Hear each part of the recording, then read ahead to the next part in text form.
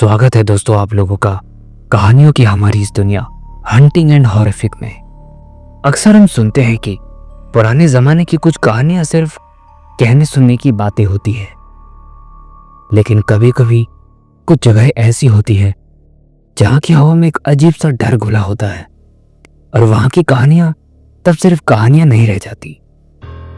आज के इस वीडियो में हम ऐसे ही एक डरावनी कहानी सुनेंगे, तो ईयरफोन लगा लीजिए और सुनिए मेरे साथ the story of a cursed lake. एक बहुत ही दूर दराज के गांव जिसका नाम जोधपुर था, वहां के लोग सदियों से एक अजीब और भयानक रहस्य के साए में जी रहे थे। गांव के ठीक बाहर घने पेड़ों और झाड़ियों के बीच एक तालाब था। यह कोई साधारण तालाब नहीं था, इसे मौत का तालाब या श्रापित पोखर के नाम से जाना जाता था। गांव के बुजुर्गों की आंखों में इस तालाब का नाम सुनते ही एक अजीब सा खौफ तैर जाता था। उनका मानना था कि इस तालाब में कोई बुरी रूह रहती है, एक ऐसी आत्मा जो किसी भी इंसान को अपने शिकंजे में ले लेती है। कहानियां तो बहुत थी, हर कहानी पिछली से ज्यादा दिल दहला देने वाली थी। कभी कोई चरवाहा अपनी भेड़ें चराते हुए तालाब के पास गया और फिर कभी लौटा ही नहीं। कभी कोई राहगीर रात के अंधेरे में रास्ता भटक कर तालाब के किनारे जा पहुंचा और सुबह उसकी लाश मिली, लेकिन शरीर पर कोई जख्म नहीं, बस एक अजीब सी खामोशी और आंखों में दहशत के निशान। गांव के बच्चों को इस तालाब के पास जाने से सख्त मना किया जाता था। माएँ अपने बच्चों को डराती थी, खबरदार, अगर उस तालाब के पास गए तो वो चुड़ैल तुम्हें उठाकर ले जाएगी। यह डर सिर्फ बच्चों तक सीमित नहीं था, बूढ़ों के दिलों में भी इसकी दहशत गहरी बैठी हुई थी। गांव में एक नौजवान था जिसका नाम रवि था। रवि शहर से पढ़ा लिखा था और इन सब बातों पर विश्वास नहीं करता था। उसे लगता था कि यह सिर्फ अंधविश्वास है जो गांव के लोगों ने अपने मन में बिठा रखा है। वह अक्सर अपने दोस्त सुरेश से इस बारे में बहस करता था। सुरेश, जो गांव का ही था, इन कहानियों पर पूरा यकीन करता था। रवि, तू नहीं जानता उस तालाब की हकीकत, वहां कुछ है, कुछ ऐसा जो हमारी समझ से परे है, सुरेश कहता। लेकिन रवि हंस देता।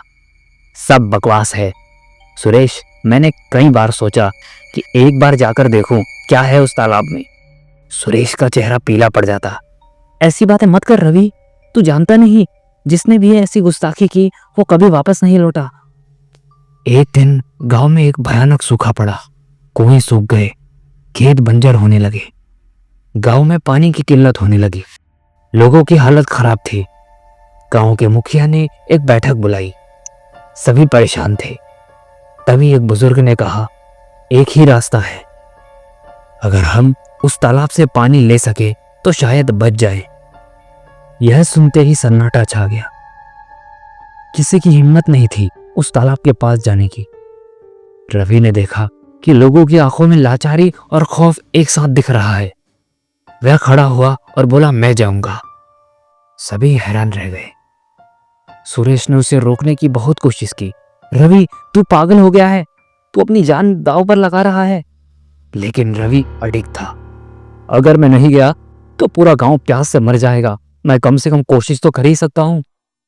गांव के लोगों ने उसे रोकने की बहुत कोशिश की, लेकिन रवि नहीं माना। उसने एक बड़ा मटका और रस्सी ली और तालाब की ओर चल पड़ा। सूरज ढल रहा था और आसमान में लालिमा फैल रही थी। जैसे जैसे वह तालाब के करीब पहुंच रहा था, हवा में एक अजीब सी ठंडक महसूस होने लगी। पेड़ों की पत्तियां सरसराहट की आवाज कर रही थी, जैसे कोई फुसफुसा रहा हो। रवि के अंदर एक अजीब सी बेचैनी होने लगी, लेकिन उसने खुद को संभाला। तालाब के किनारे पहुंचते ही रवि को एक अजीब सी बदबू महसूस हुई, जैसे सड़ी हुई पत्तियों और नम मिट्टी की गंध। पानी काला और स्थिर था, जिसमें कोई लहर नहीं थी, जैसे वह किसी गहरी नींद में हो। चांदनी रात में तालाब का पानी और भयानक लग रहा था। रवि ने अपनी हिम्मत बटोरी और मटका पानी में डालने के लिए आगे बढ़ा। जैसे ही उसने मटका पानी में डाला, एक ठंडी हवा का झोंका आया और उसके कानों में एक फुसफुसाहट सुनाई दी। ऐसा लगा जैसे कोई उसका नाम ले रहा हो, लेकिन कोई था ही नहीं।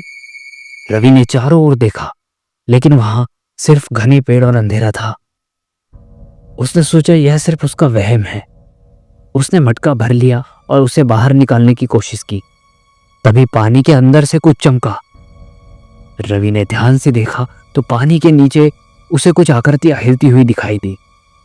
वह आकृतियां इंसानों जैसी थी, लेकिन उनका आकार विकृत था। उनकी आंखें अंधेरे में चमक रही थी।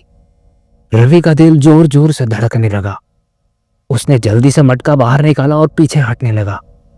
और तभी एक आकृति पानी से बाहर निकली। वह एक औरत की आकृति थी। उसके बाल बिखरे हुए थे और आंखें अजीब थी। उसके कपड़े फटे हुए थे और उसके शरीर से पानी टपक रहा था। रवि दहशत से कांप गया। वह औरत धीरे धीरे उसकी तरफ बढ़ने लगी। उसके मुंह से कोई आवाज नहीं निकल रही थी, लेकिन उसकी आंखें बहुत कुछ कह रही थी। रवि ने देखा कि उसके पीछे और भी कई आकृतियां पानी से बाहर निकल रही हैं। रवि ने अपनी जान बचाने के लिए भागना शुरू किया। वह जितनी तेजी से भाग सकता था भागा। पीछे से उसे उन रूहों की चीखें सुनाई दे रही थी जो उसके दिमाग में गूंज रही थी। वह गांव की ओर भागा बिना पीछे देखे। उसके पैर कांप रहे थे और उसकी सांस फूल रही थी। जब वह गांव पहुंचा तो उसकी हालत बहुत खराब थी। वह हाँफ रहा था और उसका चेहरा पीला पड़ चुका था। गांव के लोगों ने उसे देखा और उसकी तरफ दौड़े। सुरेश ने उसे संभाला। क्या हुआ रवि, तू ठीक तो है? सुरेश ने पूछा। रवि कुछ बोल नहीं पा रहा था। उसने बस उस तालाब की ओर इशारा किया जहां से वह आया था। गांव के लोगों ने देखा कि रवि के हाथ में जो मटका था उसमें पानी नहीं था, मटका खाली था। रवि ने जो पानी भरा था वह कहाँ गया, किसी को समझ नहीं आया। रवि ने उन्हें बताया कि उसने आखिर वहां क्या देखा। उसने उन रूहों के बारे में बताया जो पानी से निकली थी और उसका पीछा कर रही थी। गांव के लोग खौफ से भर गए। उन्होंने रवि की बात पर विश्वास किया क्योंकि उन्होंने उसकी आंखों में वह दहशत देखी थी जो पहले कभी तालाब के शिकार हुए लोगों की आंखों में उन्होंने देखी थी। उस रात के बाद रवि बदल गया। वह पहले जैसा मजाकिया और निडर नहीं रहा। उसकी आंखों में हमेशा एक खौफ दिखाई देता था। वह कभी भी तालाब की तरफ नहीं देखता था। गांव के लोग भी और ज्यादा सतर्क हो गए थे। उन्होंने तालाब के चारों तरफ एक बड़ी दीवार बनाने का फैसला किया ताकि कोई भी उस पार ना जा सके। समय बीतने के साथ सब कुछ धीरे धीरे सामान्य हो गया था, लेकिन जोधपुर गांव में आज भी जब रात होती है और हवा चलती है तो लोगों को तालाब की तरफ से एक अजीब सी फुसफुसाहट सुनाई देती है। वे कहते हैं कि वे रूहें आज भी वहां है, किसी और के शिकार की तलाश में, जो उनकी दहशत का गवाह बन सके। और रवि, वह आज भी उस रात को याद करके कांपता है जब उसने मौत की तालाब की हकीकत को अपनी आंखों से देखा था। यह कहानी जोधपुर की हकीकत बन चुकी है, एक ऐसी हकीकत जो हर किसी के दिल में खौफ पैदा करती है। तो यह थी आज की कहानी। अगर आपको यह कहानी पसंद आई हो तो हमारे चैनल को सब्सक्राइब कर दें।